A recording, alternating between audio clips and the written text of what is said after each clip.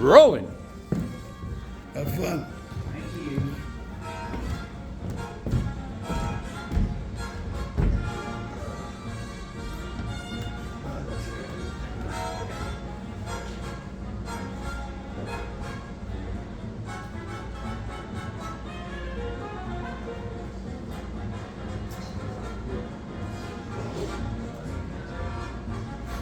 Okay, Kimber, take it away.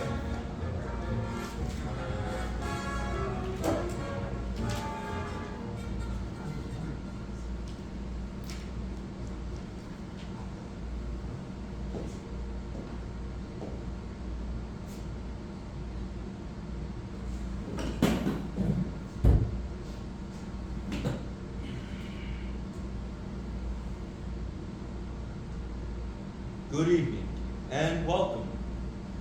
My name is Paul Robeson.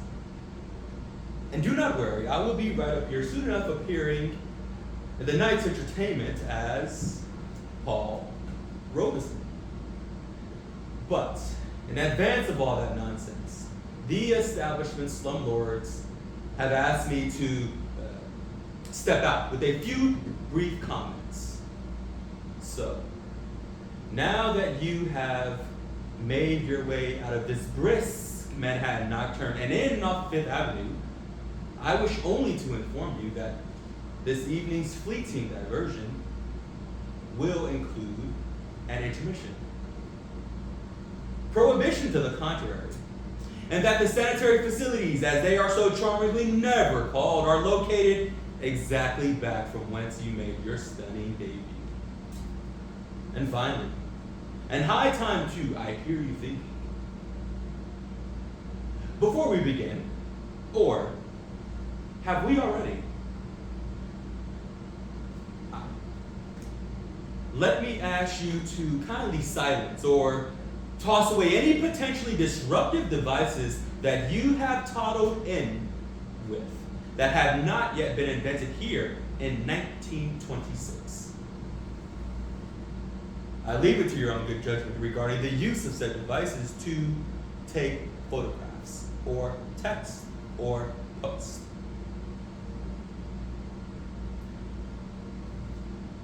I have no idea what I'm going on about. I think I may have suffered a mild stroke, or to immortalize a tableau with the potential to end up in some future location or social media site as proof that time travel does in fact exist. And to which I say, why not? Why not?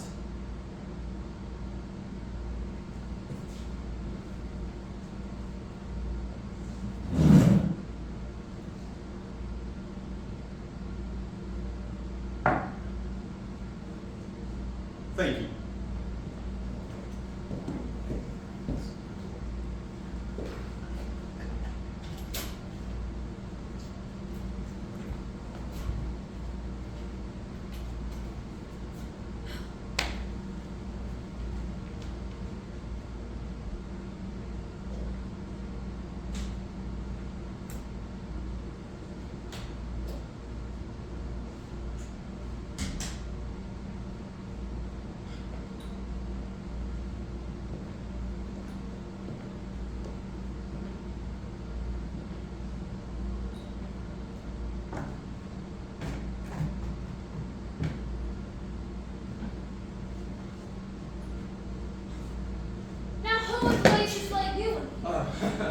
Is that it? Is that the tinkle? Don't tell me you're one of them. That's it, isn't it? Twit. What? Twit. It's British for me. Yeah, I speak English. And you'll understand me when I say you must leave now. Sure. I mean, I expect it's just...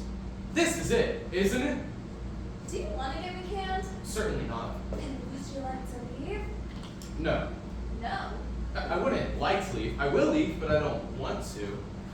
When is lunch anyways? In like 10 minutes? Yes, precisely why you must leave now, whether you want to or not. And then come back in 10 minutes for lunch. Not dressed like that. Are you checking in? I'll take you to reception. No. No again. So you will check in, but you don't want to check in. I'm not staying here. Oh, finally.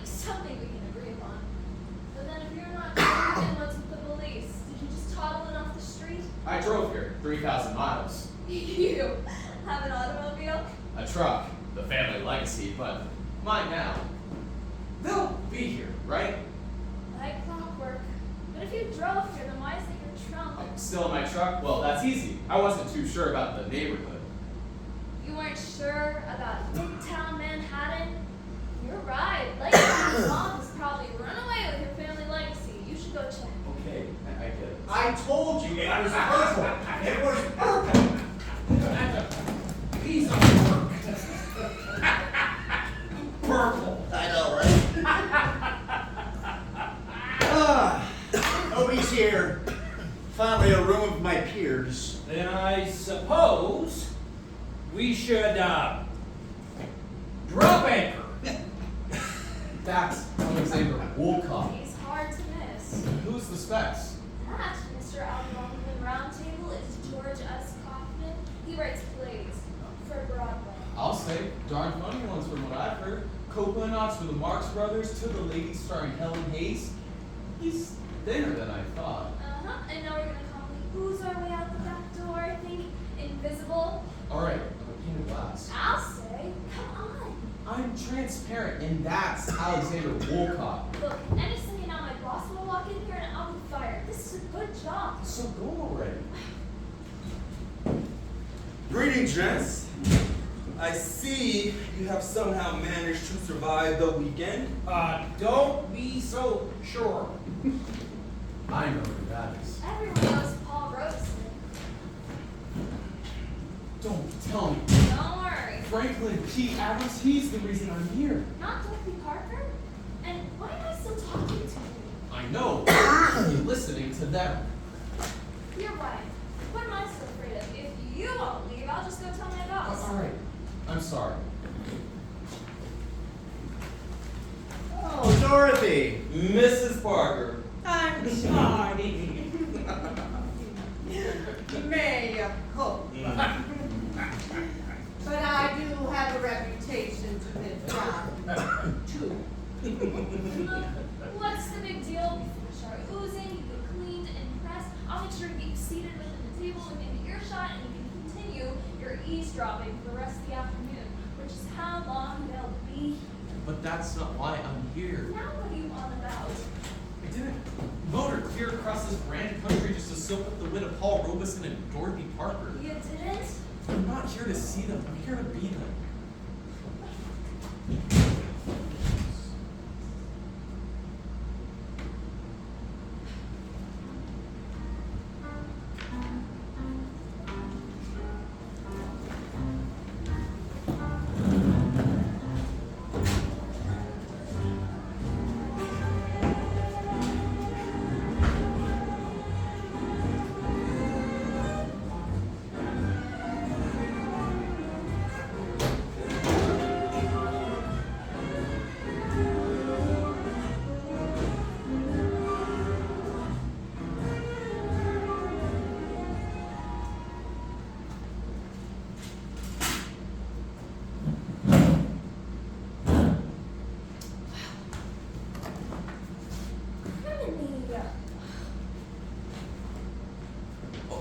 Thanks, New York City. Sure is tall. I should hang a bell on you. Sorry about this afternoon.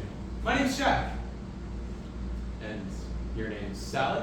They told me at the front desk. Yeah, well, that I knew. I've spent the entire day driving around this terrifying town. Oh, and yet apparently all the roads lead right back here. At least you're not fired. You won't get in Dutch now, will you? You mean for blabbing with you? That's exactly what I meant. Not if you help. You bet.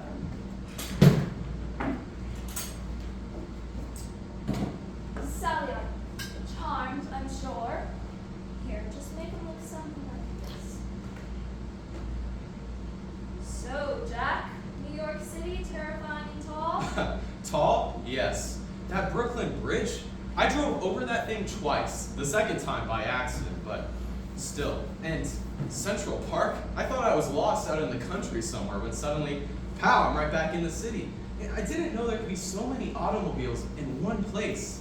Oh, and then, as the evening sky darkened, I caught sight of the long avenue of cars on the bridge with their white headlamps and red running lights streaming hither and yon across that great span like white and crimson corpuscles coursing through the very heart of this vibrant nation. Oh my god, you're a writer. Is this right? Almost. The knife face is in, but otherwise I think you've got it. You know, where I'm from, we usually just use our teeth and claws. Or your pens. Yes, I'm a writer. I write. So, you drove 3,000 miles. Are you some sort of poet? That would be a good place to start. You know, most of these names were first knighted in verse. You lost me, Lance. A lot. Everyone knows that most of the Round Table, Cockman, Parker, even Wolcott were first championed by Franklin P. Adams. He gave them all their first big break by publishing their silly poems in his column. You're right there. If FPA says you're the bee's knees, the nation listens. If by the next morning you're in clover. And why not? He's King Solomon. How many journalists are more famous than the people they cover? Above all, it's Franklin Pierce Adams' name that will be remembered forever. Or at least his initials. Exactly. FPA-HRH. Look, you're not the first kid but class clown in their high school yearbook to think that that gang could be their meal ticket. Instead of putting 3,000 miles of dust on your family's truck, why didn't you just buy a postage stamp? I did. 27 stamps. USA PO to FPA. Okay, and? I'm sure the letters bearing my 107 sonnets simply got waylaid in his office somewhere. And so I figured once FPA meets me, Oh dear. Alright, did you not see the velvet rope just outside the door? As much as my boss craves their business, he does not allow any of the trade to so much as speak to these geniuses. They'd appreciate me. Jack, the Round Table doesn't care a hole in a donut for how witty you are. They're already too witty by half. But that's why they've assembled every weekday for the past 5 years. To amuse and entertain one another with their sparkling wits. They're a bunch of drunks spreading their own arms to pat themselves on the back. Who cares what they think? The whole country does, and you know it. Well, then I must need glasses because I really can't see it. You know, what I need to figure now is how do I get them to see me? Do you need any waiters? No, I guess not. They need to hear me speak, see how I think. I mean, what if I just marched into the daily world and asked to speak to Mr. Adams? I think the world has a moat. An introduction! What I need is an introduction. Did you give any thought to this before you gassed up in Kansas? I thought once I got here I'd know what to do. And it was sunny California. That's your plan, I Think about it. If I want to impress them with my wit, then I should be clever enough to conjure something. That sounds half-witted to me. I know. But what I need is an introduction, but how am I going to swing with that? Oh, I'm sure you'll conjure up something. Listen, before I go, is there somewhere to clean up? My sister's got a floor waiting for me. An entire floor? Sure, just like this. Down the hall to the left, it's labeled men. What's Dorothy Parker doing here? She lives here at the Algonquin Hotel, and you do smell kind of great. Good evening. We'll see. Are you here to fix something? I'm just a little lost, ma'am. Aren't we all? I thought I heard voices, but I realize now they must have been my own. But let me ask you this. How do you look when I'm sober? Sorry, I'm new in town. Well, Benvenuto from your bon voyage. What's your name, happy man? Jack. So, Lawrence, is there a clean suit of clothes in that very attractive toolbox of yours? Yes, ma'am, there is. Well, if you can manage to get into them and out of the habit of calling me ma'am, perhaps we can find something or somewhere to repair together. My name is Dorothy. I live, if you would call it that, in room 209.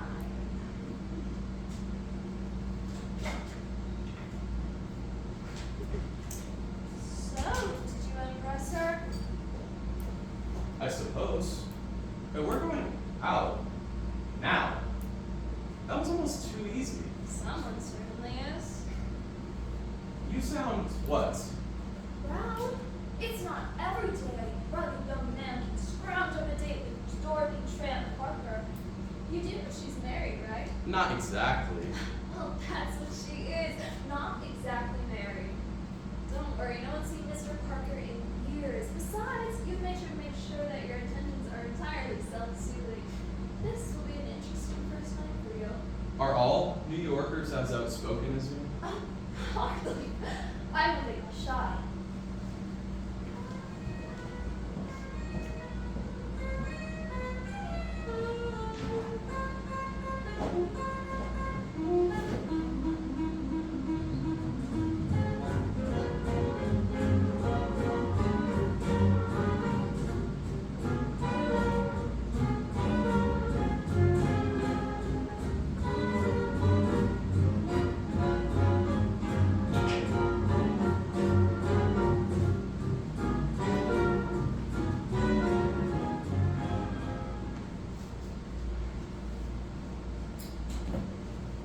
She's not there. Room 209, no answer. Aw, you got stood up? She's probably sleeping it off. There's no one in the whole damn dog place. Hello, Larry. I called room service to offer us some sandwiches, but they've obviously just unionized and gone out on strike. I'll be glad to make those for you, ma'am. Oh, sweet girl. Sorry to keep you waiting, Larry, but from the looks of us, it was worth it. You do look pretty sharp, ma'am. Dorothy, Mrs. Parker. Oh, Mrs. Parker, eh? I see my reputation has preceded me. Who snitched? The girl of Sandwich. Truth be told, I deliberately targeted the Algonquin in hopes of meeting you and your witty companions. Oh, now why on earth would anyone wish to do that? You're being modest, of course. No, modesty is certainly not one of the virtues we're known for, if any. Thirsty? Thank you. Be prepared. That's my motto. And if it's good enough for the Boy Scouts of America, then it would be downright unpatriotic of me to disagree. What's taking those sandwiches so long being prepared, I wonder?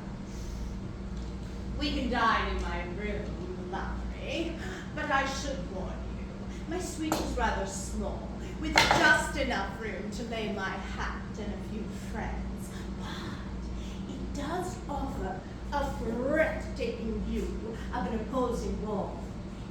And in the moonlight, you may be surprised to discover just how romantic those old bricks can look. I suppose I should eat something. Oh, splendid. And tomorrow, you'll introduce me to your exclusive group? Oh, sure, Jack. See, I know. But I'd hardly call us exclusive. Our vicious circle admits almost anyone.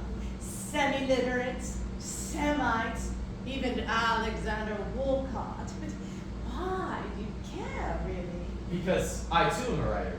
I've driven all this distance, fueled only by the hope of getting someone in New York to publish something of mine. Really? You own a truck? A car? A truck.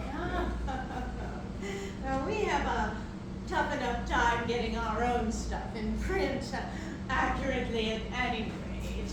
But I would like to help you. I sincerely would. You know, back home I had quite the name. Was it Big Fish? No. But your friend FPA is always looking to hook new writers for his column, isn't he? No, you won't see any money from the Conning Tower page. I know, but he gave you your start, didn't he, with one of your short verses? It's true. The man raised me from a goblet. Oh, why, thank you. We weren't even close to gnawing off our own hands, were we, Jack? One for the road? Why not? I've already submitted a few dozen of my best poems from home. All at once? No, one by one, but so far, not a peep. Under what name did you mail them? Well, their titles, of course. No, I mean, how were they signed? Oh, my family name is Gross Tin Beck. Well, that may explain the silent treatment right there.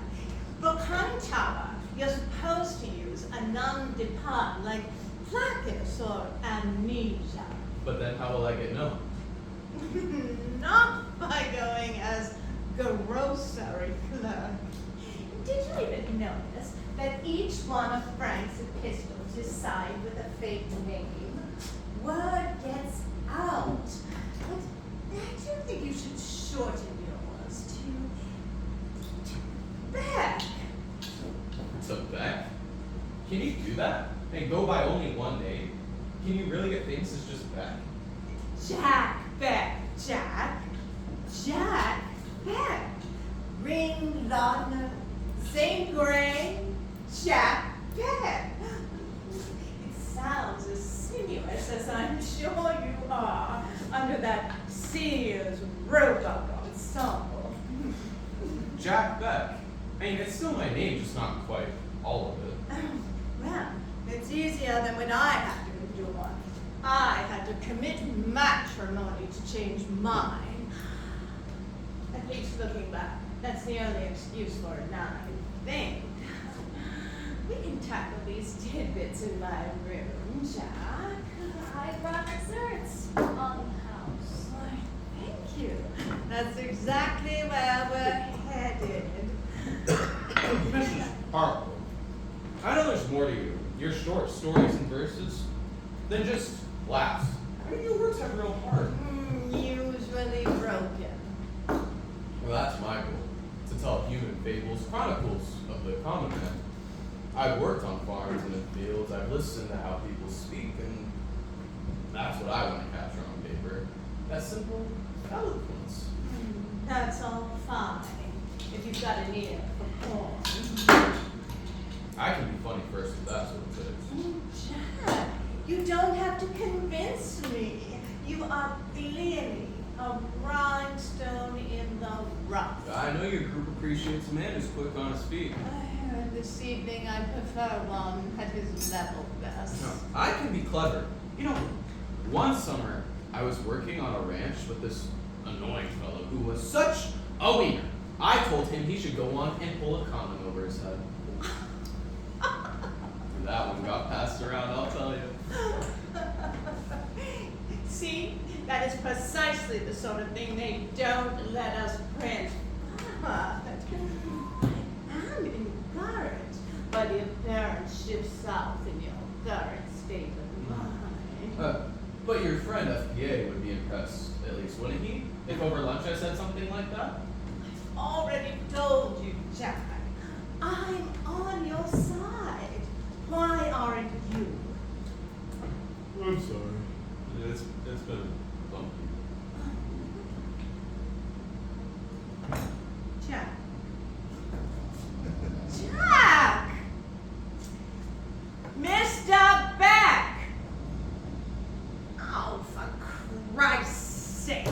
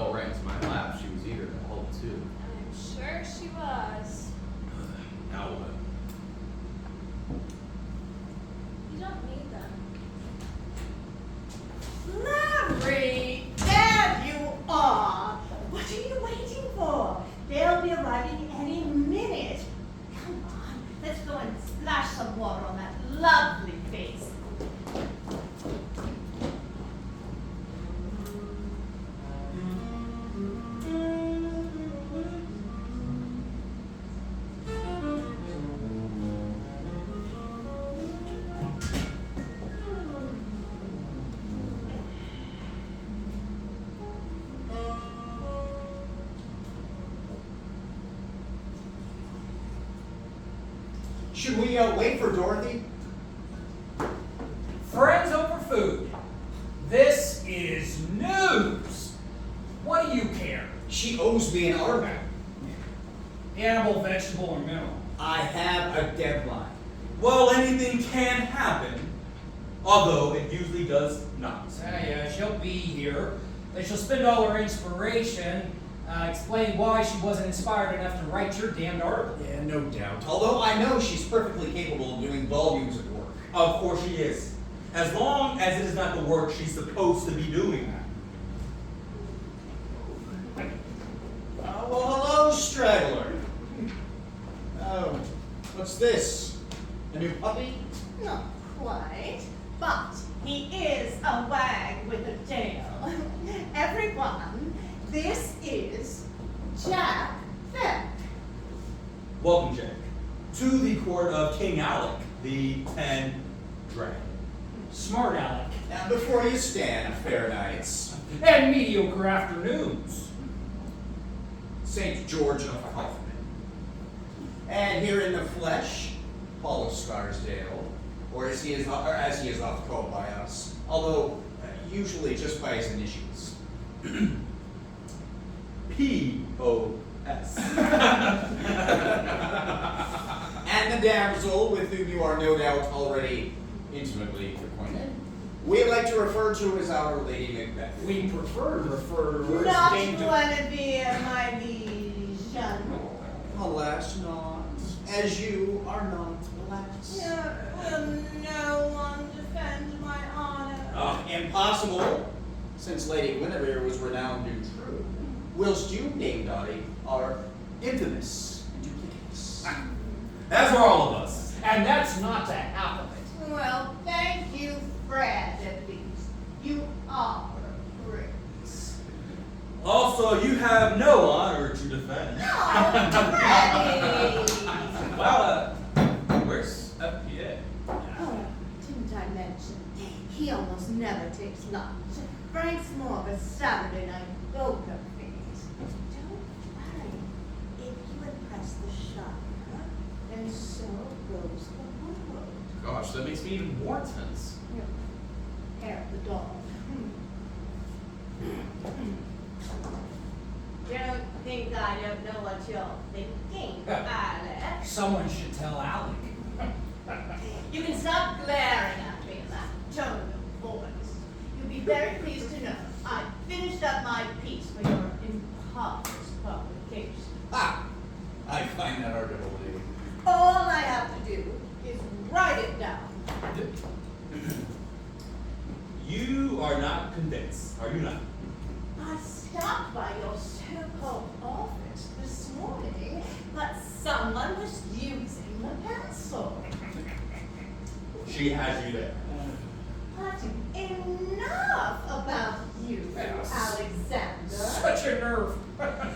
Never speaks of. Our guest Jack here has just joined us from the Western Territories. Where precisely was that again? California. Oh, I remember, Hawaii. What? No, I'm Now, not. Johnny's family, who are all Norwegian, obviously took a look at it. I'm not. Hush! They run a huge ranch in the Hawaiian Islands with several thousand head of pineapple roaming free. In fact, that's why Jack has paddled his outrigger all the way here to our bare shores to drum up some business for the poor neglected pineapple. Now, he feels, and please do correct me if I'm wrong, Well, that no. there's no reason the humble pineapple shouldn't be at least as popular as the regular old red apple, and that Hawaii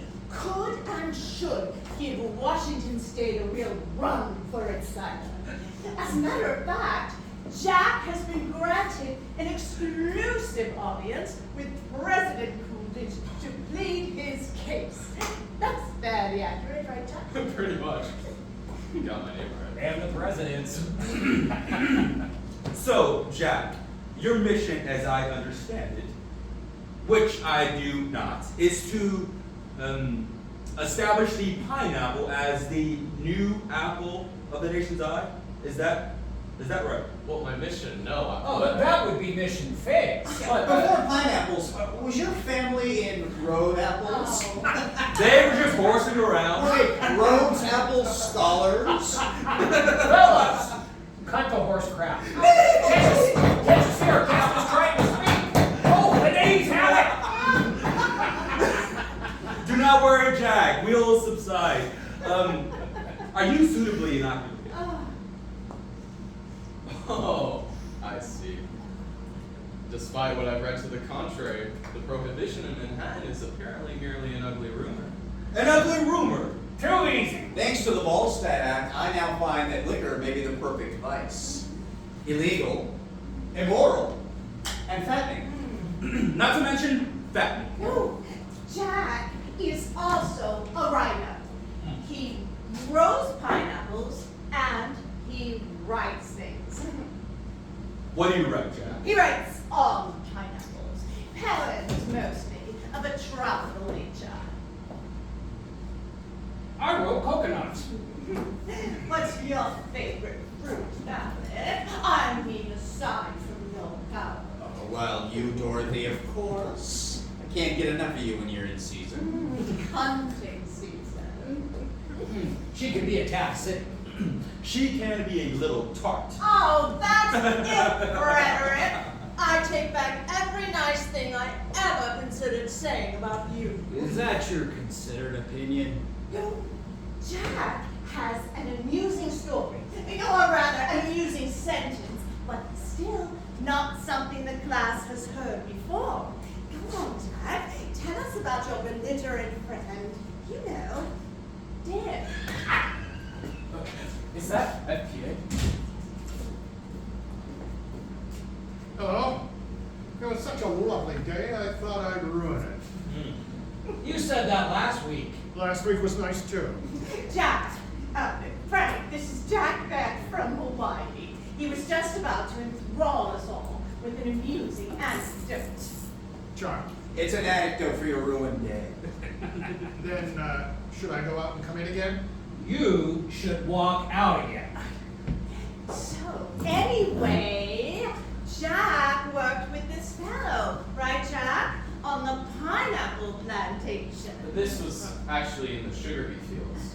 I thought they had sugar cane in Hawaii. They do. This was California. Do your parents own 2 plantations? For this story should. Well, you see.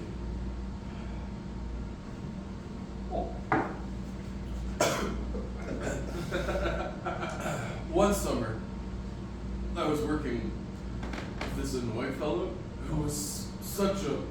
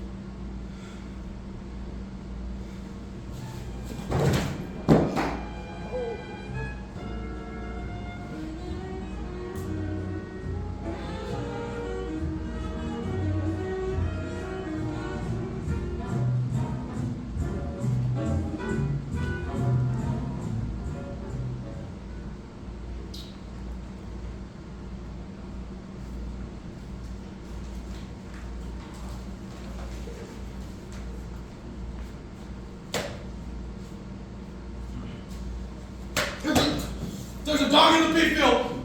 Is this a habit thing? Because if so, it's probably best you don't remember. I passed out. I practically puked all over the people I catered to impress. That's just fantastic. At the foot of Mount Olympus, I nearly erupted and then I faded. You know, for a moment there, it looked like Mr. Wolcott was about to follow suit. Talking about burning your bridges. For once, have to apologize. Hey, I'll eat crow. Anything. Oh, I don't think that will help. What else happened? Well, the so-called wittiest people in America had no shortage of things to say about how much they never want to see you again. Maybe you're right. It's not like they will help me now. That's for sure. I wanted to be like them, but I see now that in order for that, I have to be more like them. What? I'm looking for blood. Clearly you hit your head. What I've hit on, what I had knocked into me, is the insight I've needed all along. Insight? From that gang? What I wanted to believe is that my poems had somehow been lost in the shuffle. And what I see now is that FPA must have tossed each and every one of them out. You don't know that. Well, now that I've heard them in action, it's a pretty safe bet. The only way he'll ever publish my writing is if I write the way they talk. You just burned that bridge, remember? I'll build another. You're one of those glass half full types of guys, aren't you? I learned something useful today. Don't drink on an empty stomach? It's a good thing I did submit those poems in under my surname, because FBA has no inkling that's me. And once I submit my new, sophisticated writing, once I write it anonymously under a new fake name, and if my words ring true in the cadence that they all speak, then I'll have no choice but to like my writing. Right? What's the point if you end up sounding like them? To get in the door. My plan all along. And once I'm known, I'll write what I want.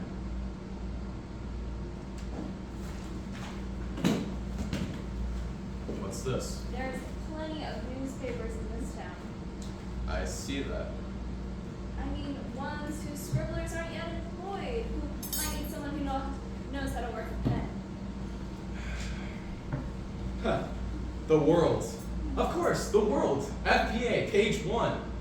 But you're right, Sally. There's the New York Times, the Post, the American, the Daily News, the Daily Mirror, the Telegram, the Herald Tribune, the Evening Graphic, the Evening Journal, and the Evening Sun. And if you can't get a job there, you can just do a memory act. Oh, I'll get a job.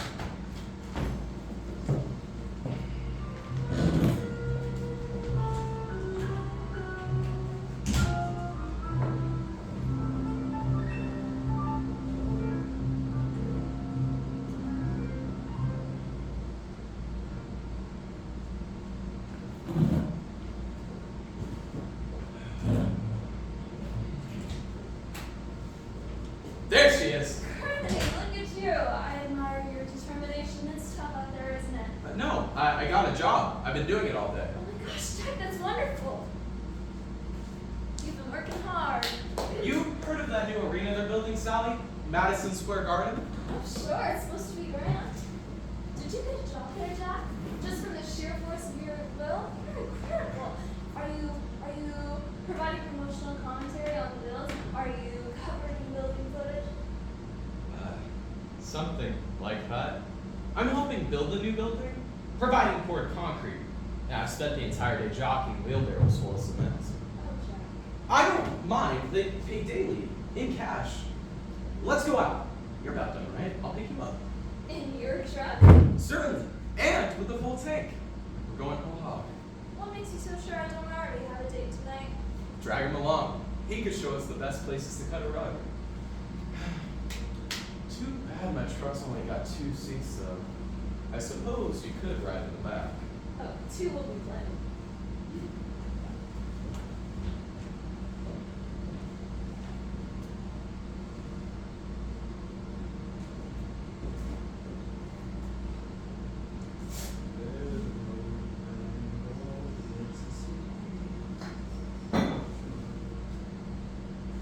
Ah. Youth today, am I right? Well. Tis. Here we all are. Hopefully, metaphorically on the edge of our seats. I simply wish to step out here once more and applaud you all on your ability to thus far hold those seats. And thankfully, also your bladders. So, as our new best friends Jack and Sally enjoy their night on the town, at the very moment, I should simply like to embark on a short history of the art of the Italian Renaissance. The art of the Italian Renaissance.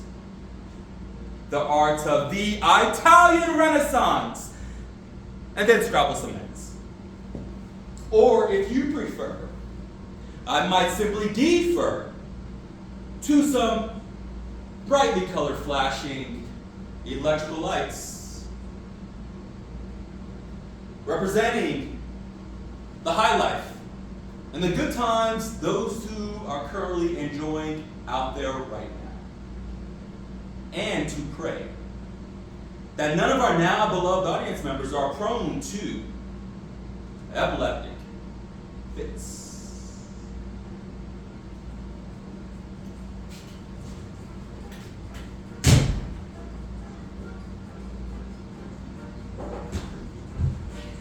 I haven't had that much fun since the sugar mill caught fire. Do you hear that? Oh, Jack, you did a swell job at it. The Charleston is so 1924. For your own good, I'm going to teach you the left bottom. Well, I like the sound of that. If we go dancing like this every minute, I'm going to have to keep reading. What a city. I got a dozen ideas for short stories and poems just from this evening. They're all about you. Is that your Irish blind talking now? What do you think?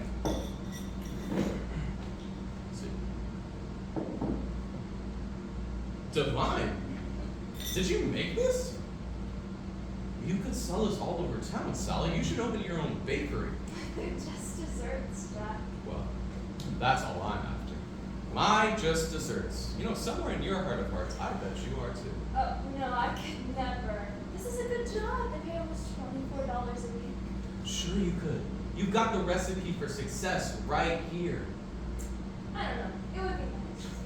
I'm sure it would be nice. You know, someday all of Manhattan will be singing the praises of Sally's pie. You know you're a hoot, especially when you don't try. Well, hello, Jack. Your dream came true, didn't it? You certainly made an impression. Mrs. Parker, I am so sorry. Will you please offer my apologies to your friends? No apologies necessary. We, my friends, certainly are not ones to cast the first stone. Second or third, perhaps. I will admit that after your initial performance, at first we may have looked at you as something not unlike some sort of social disease. But as we embroidered the tale of your stunning debut, my companions found themselves somewhat intrigued. But you should be careful what you wish for, Jack. FPA almost did publish an account. He was going to entitle it Wasted Youth. That's wonderful. Isn't it, though? Now, if you do wish for a courtesy call, there is one condition. But I won't touch a drop. Oh, that's not it. Jack, for your own safety, I feel that before you rejoin what we ourselves call the vicious circle, I should tutor you in at least a couple of our covered bylaws. We could visit. First up. I should hit the bricks. By now, my mom's probably phoned the police.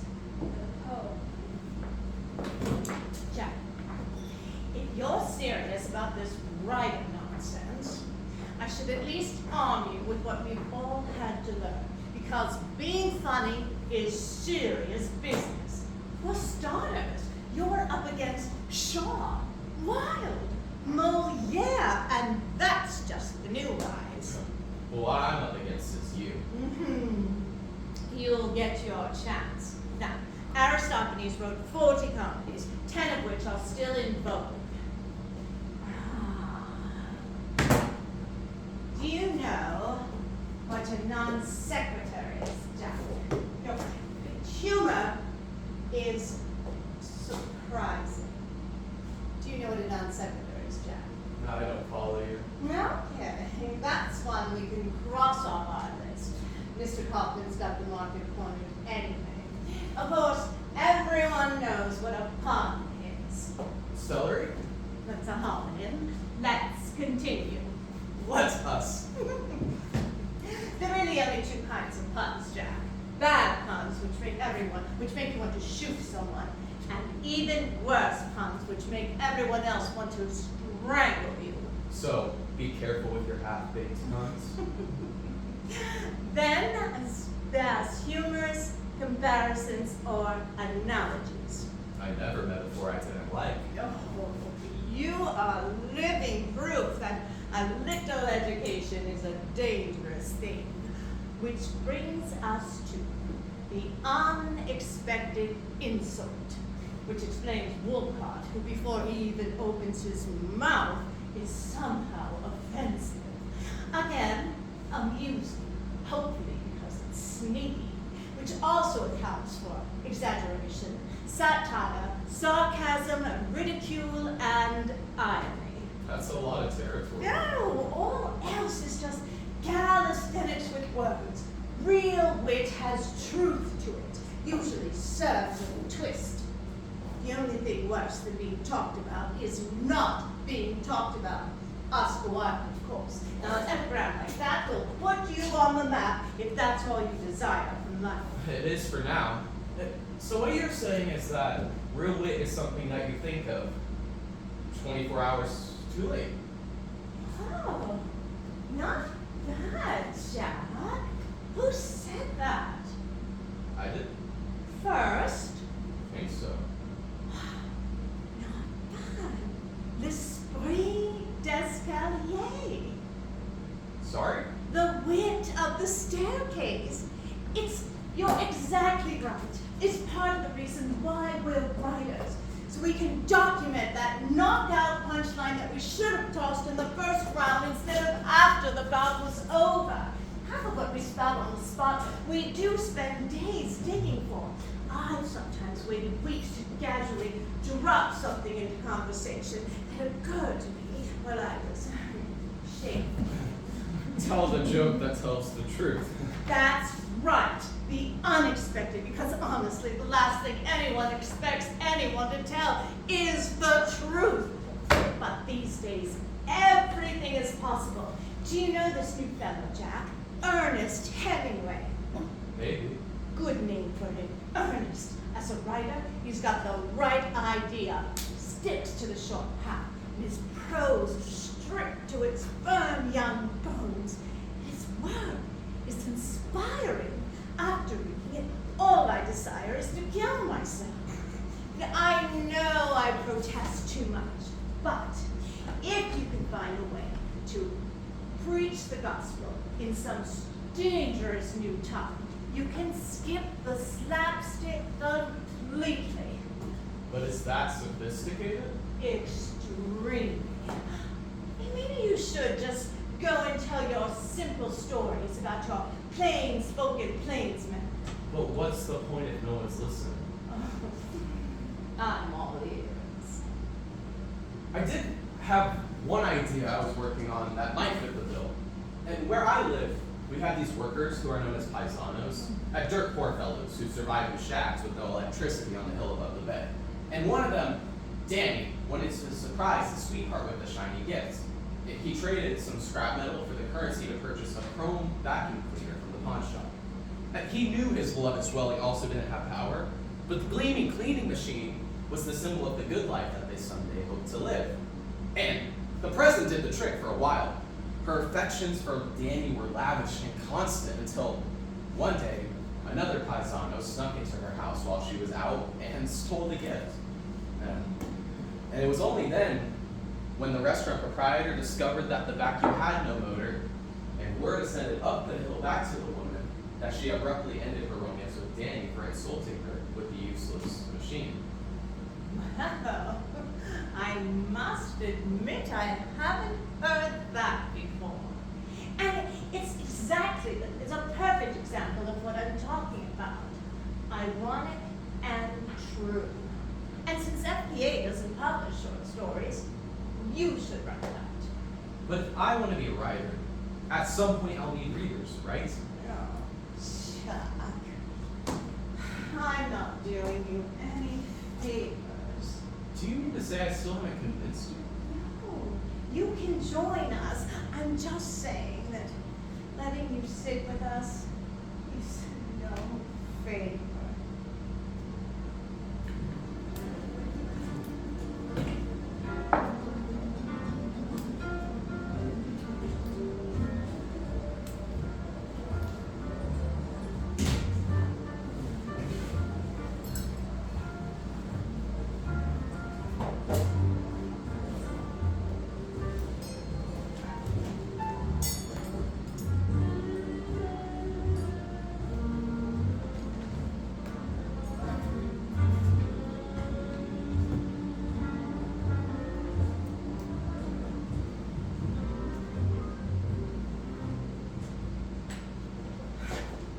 This is exactly why I make it a point to never be punctual.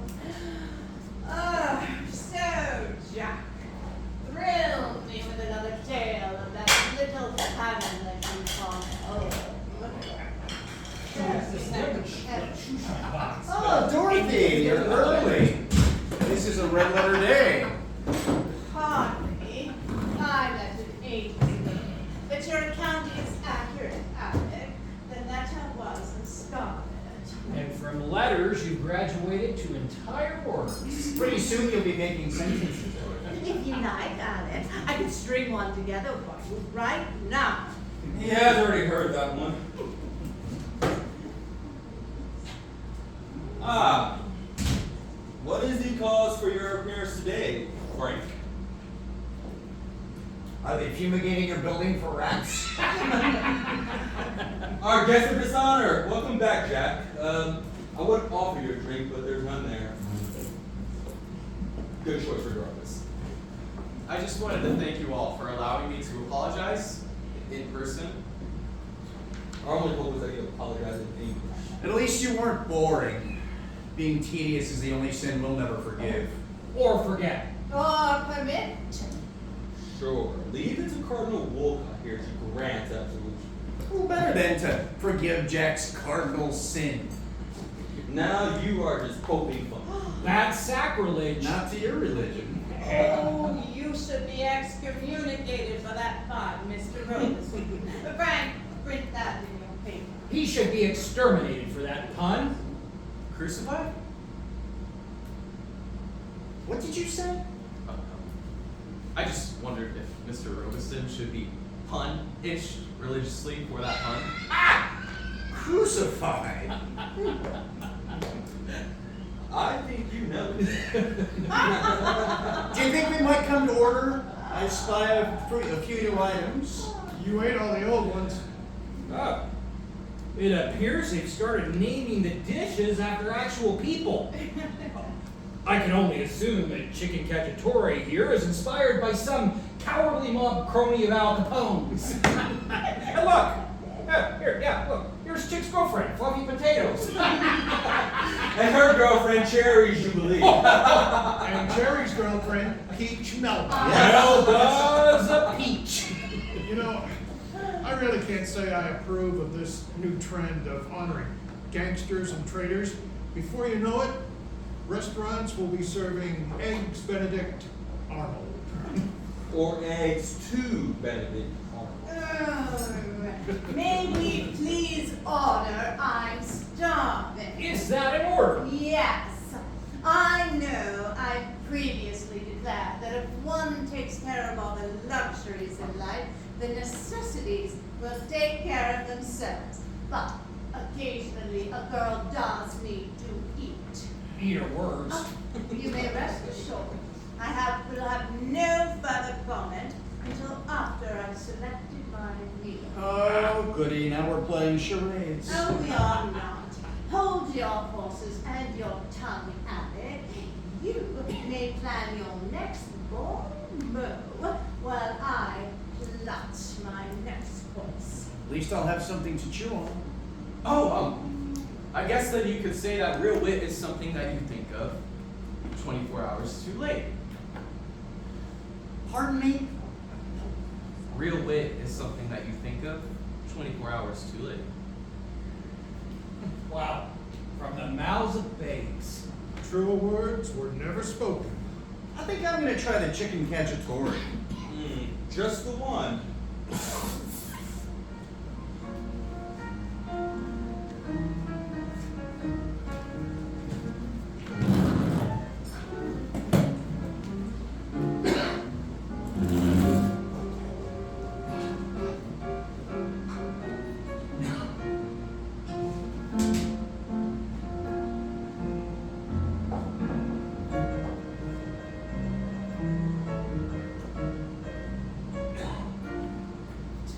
If the FPA wrote it down, then it will surely be there. Page 1. Charter shooting. Remember Mom, her Chris horticulture guy? I was sitting right there when she said it. Really? The next morning. Page 1. You did. I did. You saw it. It was just suddenly You should go check. They're probably here. What? The morning inquiries at the front desk.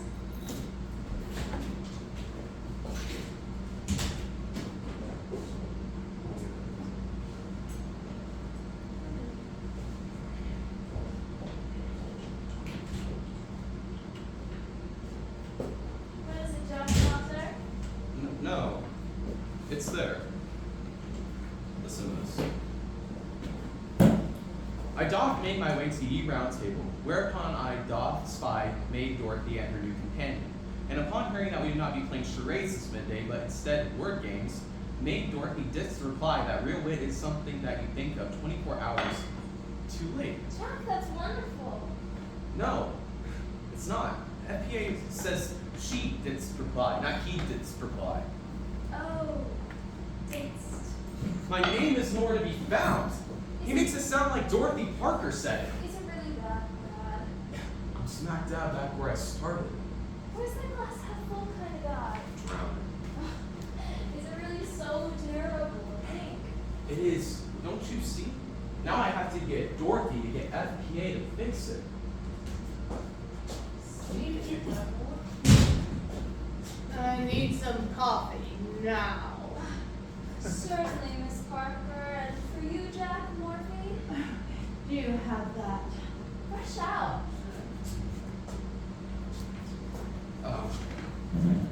Mrs. Parker. No, Mrs. Parker, still. Jack, before you utter another word, I must caution you. I have a hangover that should be in the Smithsonian under glass. What are you doing? I'm already housebroken. Even if I could read that now, forming those little gray clouds into words would just hurt. It's FPA's column, all about the delightful banter we threw around yesterday. And maid Dorothy didst reply that real wit is something that you think of 24 hours too late. Did I say that? It does sound familiar. Do you even remember? Yeah.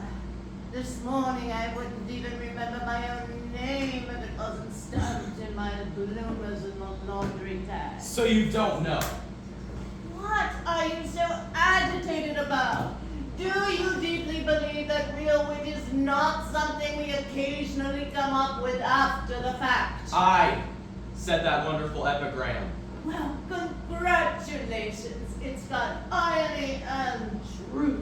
But FPA says you said it. Well, join the club. Half of what I said I didn't, and the other half I wished I had. But that's you getting credit for something that you didn't do. This is me not. Well, it's still you getting credit, but it's also me not. Jack, why are you so agitated? Do you realize that being a wiseacre is not what's important in life? What matters is me getting a cup of coffee right now!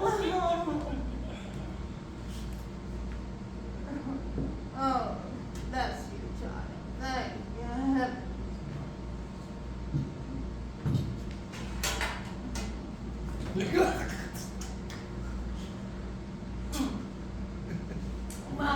care so much anyway what other people think. You should know that better than anyone. Oh, it's nothing. I write to make enough money to keep my body and soul apart. If my work had any real merit, then you'd better pay for it. That's not true. At least you get paid enough to keep writing. I write enough to make a living. It's not much of a life. It's not really much of a living. Oh. Oh, this is not helping one iota. Now I'm just cranky and awake. I'm going back to bed. The only sure cure for a Haig and Haig hangover is a Smith and Wesson. Jack, if your work is honestly good enough, if you write that vacuum cleaner story, for example, then your work should be like a trail of breadcrumbs leading your audience to you. You don't need FPA or any of this. Do you sincerely believe that? I sincerely want to. Well, then I'm at a loss for words. Oh, Jack, what I'm trying to tell you, with a tongue that feels like an old mattress, is that you maybe do have something that actually does deserve to be nurtured. And since I would like to help you, God knows why, I've decided that I am not going to help you. What? You heard me. You're not going to help me? I'm going to help you by not helping you. You're not. I am, though not. Well, that's convenient, Dorothy. So you climb out of your morning after haze to deny me the very thing that the rest of you try so hard to pretend is so important. You understand me completely. That's impossible. Well, if it's that crucial, then go and tell Moses yourself. You know, I should. Since from day one, I've known that the only help you've ever really wanted to give me was so that you could help yourself to me.